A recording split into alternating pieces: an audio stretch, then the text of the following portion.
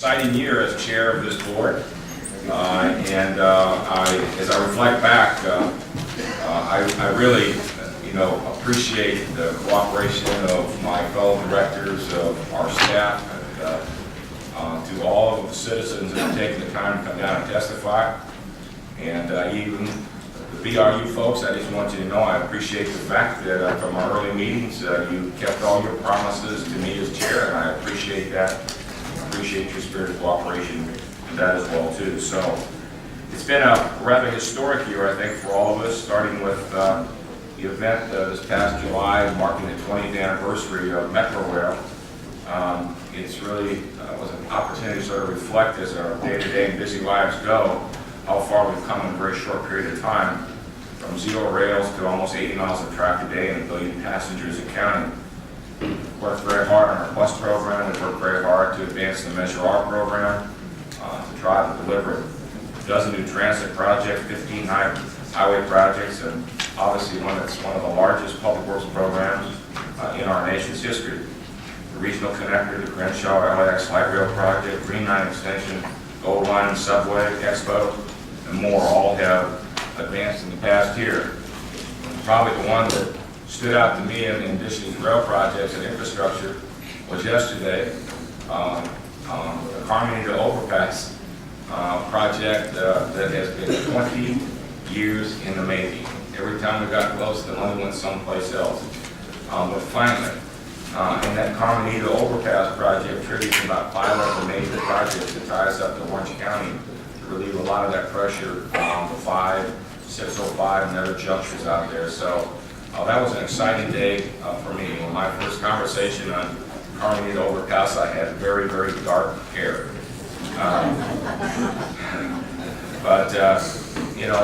As we move forward, all of our projects really will change the urban landscape of our great Los Angeles region, fostering development in our transit corridors, helping to strengthen our local economy and generate jobs that keep our residents working. Our highway projects will ensure that goods can move freely from the ports. As someone who represents both the ports of LA and Los Angeles, it's important, as well as LAX, and to our manufacturing centers and beyond, as this county's population and economic vitality starts to grow again. I think the one most important thing to remember is 3 times in the last 3 decades, the residents of this county have voted to tax themselves to improve their mobility. And we, as a board, have that responsibility to deliver those transportation projects within the budget on schedule. And we look to our partners at the state and federal level for their support of our local efforts. Whether it be our America Fast Forward or the original 3010 project, which is extremely important. One that we said, look, we're going to do this with or without you, but here's an opportunity to generate thousands of jobs to a very depressed area. And more importantly, to generate economic vitality for the region. And then the other issue, and as I said yesterday in my comments at Carmenita Road, but then we always have to remember, when we talk about state budget, those of us in elected office know of our safety net responsibilities, whether it be welfare, food stamps, health care, whatever it may be. But if they do not adopt a workable, viable budget in the state of California, once again, our transportation projects will be in jeopardy.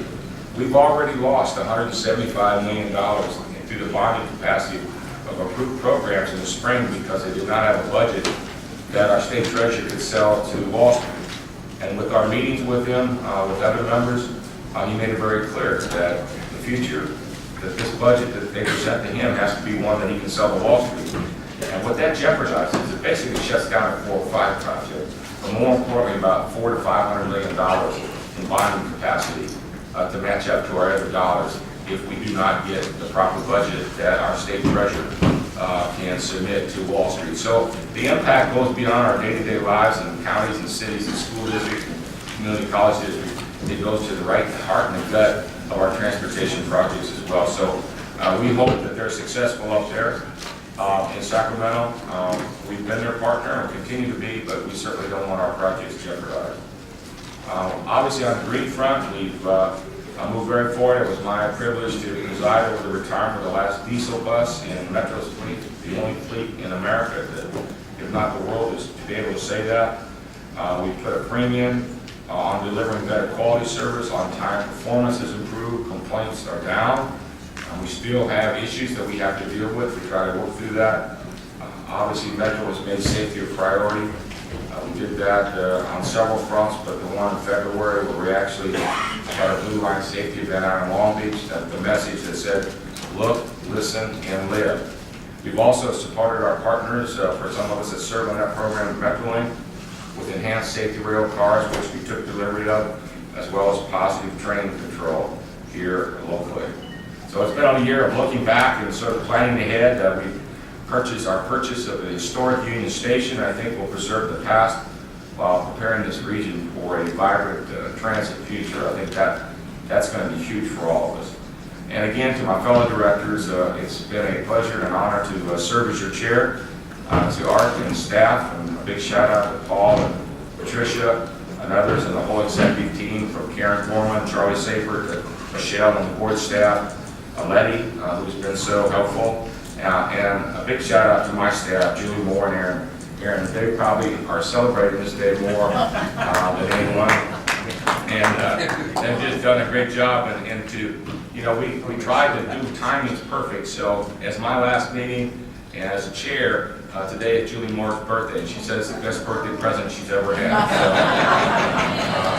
So, I want to thank all of you for your efforts this year, and again to Rafi and to Marissa and others that prepared me for various presentations both at the federal and state level. I can't thank you enough for all of your assistance and help. You made me look good, I appreciate that. And so to all of you, thank you. We've got a lot of work to do and more to do, so let's get started. So thank you all very, very much.